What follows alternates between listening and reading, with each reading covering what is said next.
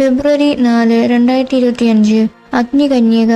1428 ഫെബ്രുവരി 3-നും 4-നും ഫോർലിയിലുള്ള സ്കൂളിൽ 2 രാത്രികളിലും വലിയ അഗ്നിബാധയുണ്ടായി. ഏതാനും ദിവസങ്ങൾ തീ കത്തിക്കൊണ്ടു നിന്നു.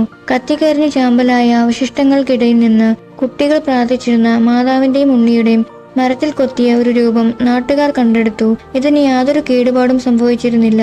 പട്ടണത്തിലെ ഗവർണറുടെയും പേപ്പൽ അധികാരിയുടെയും നിർദ്ദേശപ്രകാരം ആ അത്ഭുത രൂപം അടുത്ത ഞായറാഴ്ച കത്തീഡ്രൽ പള്ളിയിൽ സ്ഥാപിച്ചു. 1636 ചാപ്പലിന്റെ ഇടനാഴിയിൽ മാർബിളിൽ പണിയഴിപ്പിച്ച സ്ഥലത്ത് തീയുടെ മാതാവിന്റെ രൂപം പ്രതിഷ്ഠിച്ചു. തീയിൽ നിന്നും രക്ഷ പ്രാപിക്കുവാൻ ആ ദേശത്തെ ആളുകൾ മാതാവിന്റെ ഈ ഛായയിലുള്ള രൂപം വാതിൽപ്പടിയിലും മറ്റും തൂക്കിയിടുന്നു. ഫോർലിയിലെ മധ്യസ്ഥയായി തീയുടെ മാതാവിനെ പ്രതിഷ്ഠിച്ചിരിക്കുന്നു. ഫെബ്രുവരി 4 മുതൽ അടുത്തു വരുന്ന ഞായർ വരെയാണ് തിരുനാൾ ആഘോഷിക്കുന്നത്. തീ മൂലമുണ്ടാകുന്ന എല്ലാവിധ അപകടങ്ങളിൽ നിന്നും നമ്മെ കാത്തു സംരക്ഷിക്കുന്നതിനായി നമുക്ക് അമ്മയോട് മാധ്യസ്ഥം വഹിക്കാം.